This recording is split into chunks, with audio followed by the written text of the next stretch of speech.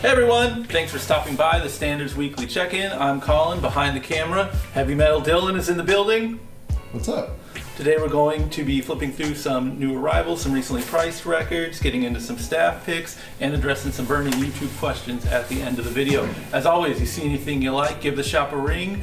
Hit up the DMs on Instagram or just cruise in. We're open 11 to 8, 7 days a week. If you hear any bombs bursting in air, that's because we are today, as we speak, celebrating the Declaration of Independence, July 4th. Yes. Mid-Dependence Day. Question. It's fucking mid. What's up? Are you going to go try and steal the Declaration of Independence? No, I don't think so. It's good where it is. Yeah. Yeah. What's your staff pick, bro? Oh, speaking of thinkers. Yes. My staff pick is this new Speed EP called Gang Called Speed. Played it a bunch. Maybe the first 2 days I listened to it for like 4 hours straight. Yeah, and it's only like 15 minutes. It is one-sided record, so it's no flipping, just back to front. Yeah, and just for 4 hours, just bumming everyone out, whoever stayed for longer than 20 minutes. Right. So like, it was fun. I like that record. Don't know if it's a hardcore record of the year for me yet, but still really good, I recommend it. I'll concur. I think it's a very good album. I think there's like, it's just like there's a par for heavy music, and like if you're right here, that's fine. And if you're right here, it's not fine. You don't need to listen to anything down here. Right here is fine. And then every now and then there's something that's just a little bit better. Just a little bit above par. I would call this a little bit above par. And that's a really good compliment for that kind of heavy hardcore music. Yeah, I would say on a scale of mid to gas. Oh, you start first, Dylan. Mid to gas. Oh, I give it a gas. I agree. It's gas. Speaking of gas, the Turning Point reissue single, we got another color of it. I don't know why people are interested in this, but we got two different colors of it. Classic hardcore record, spun it for the first time in a long time. I'm going to be TBH over the weekend. Man, it's great. High energy music, Dylan. Yeah. High energy, and the sound quality is very good. They got the recording right on this one. Always nice to have it. Hey, Dylan. Yes. Hey, Dylan. Yeah. Hey, Dylan. What? Who's that? I don't know. That guy, the guitarist, is Dorian. Right. That guy, I think, is Michael. Right. The singer is Brady. But who's on drums? I don't know. That's just the hair. Animal. Hairman. I see you. Uncle. I see you. Or no, what's his name? It. I think Cousin It. Cousin It. The thing is the hand. Yeah. Okay. All right. Flip through some records. Sure. Do you think it's possible, Dylan, to watch every movie that comes out in the theater? If you just pick a theater? Well, some theaters are going to have different movies, obviously, Right. But it's possible. Seems stressful. Yeah, and then like once you catch up, you can kind of take a break, and then whatever new movie comes out, you watch another one. Sometimes I worry about my my free time. Like, oh, if I spend all my time watching movies, what else could I be doing? But then I realize I don't do anything of value with my free time anyways. I do one good thing a day if I do it, which is like go for a run or like a hike or something. I wiggle my little legs around. Yeah. And everything else, waste of time. Well, the thing about movie is that we usually watch it is at night. So you have like all day to go. 10 hours. Right. To spend one of them wiggling my little legs around. Yes. I think it's doable. Yeah, I'm gonna have fun. If you watch like the 4th, 5th entry into a franchise, do you like do any groundwork to figure out what's going on in it, or just? I guess it depends. Are you thinking How to Train Your Dragon 4, they're like just deep lore, you're just like, oh, not even like saying each other's name in the movie anymore, they're just like... It's like Halloween 2, it just starts right where the first one left off. No one calls Lori or something. What if in the beginning of 4 of How You Train Your Dragon, the movie starts and they're like coming from a battle from the end of 3, and it's like, okay, what happened? But then if it's something story-based, I don't fucking know how that works. It's my favorite movies I've ever watched in my life. Yes. Were Harry Potter 1, Sorcerer's Stone. Right. Saw the first one as a kid and just skipped for years, never watched another one. Went straight to Deathly Hallows Part 2 opening night and was just completely lost. Okay, so we're a half a year we'll watch every single movie that comes out. Like if you watch every movie that comes out, do you think you get a bigger brain in some way?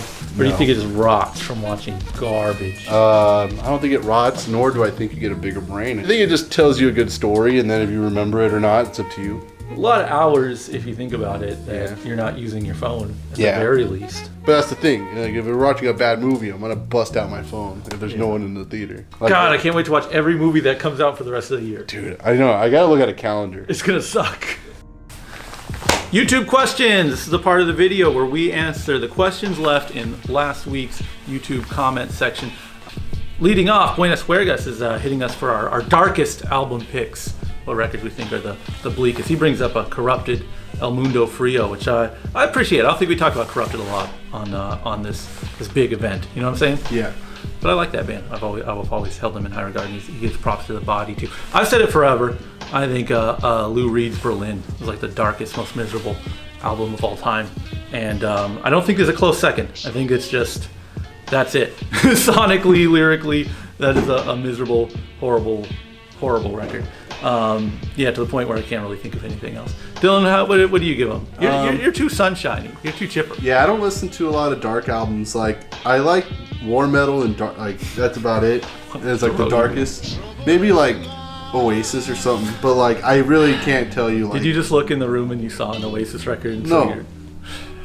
Wonderwall. That's all I gotta say. No, because you're right. I only listen to Sunshine. So I really don't know. Not emotionally dark music. I don't know you to listen to emotionally dark music. I like Ready to Die. Does that count as a dark album? It is kind of dark. Yeah, I guess so. Yeah. I like that. Big E's Ready to Die. Yeah. Next up, Muscle Lure hitting us with a kind of like fantasy football type question, I guess you would say. You get to put together a concert of artists. They got to be rest in peace, though. They have to be deceased. I think that could count. You could say like bands, like if you were to put Typo Negative, I would think that would count, even though it's only the great Petrus who is R.I.P. Bands with dead members in them. Mm-hmm. Let's extend it to that for the sake of conversation. Dylan, you got anyone that comes to mind? You want to shoot from the hip? You know, literally? Yeah. Death. Oh, fuck.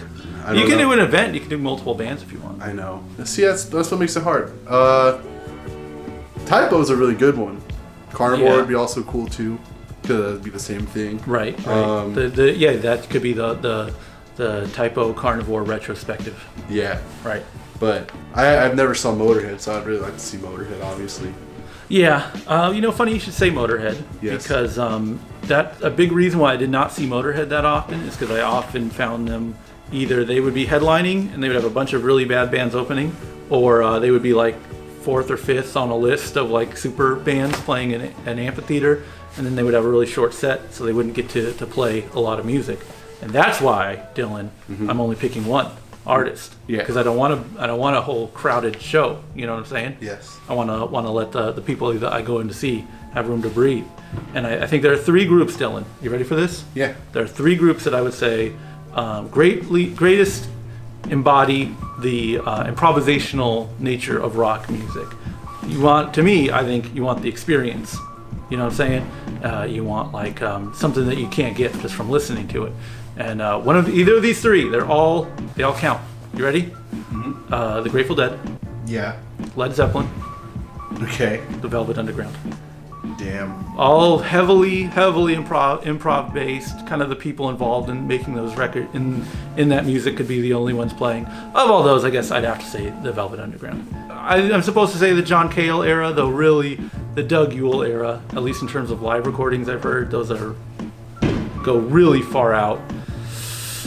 Yeah, so I guess I'd have to say the Velvet Underground. I think that would be a crazier brag too. A lot of people have seen the Led Zeppelin, even though they just had a narrow window. They were the biggest band on earth. So, all in all, I just want to see the Velvet Underground and give them a 3-hour set. Just let them do their thing. No festivals, no openers. I'm surprised you went that route.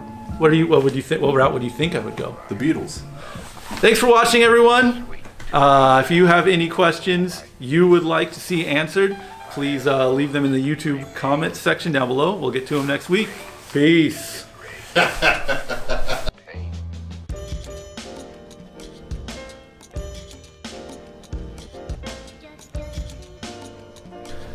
A little bit better.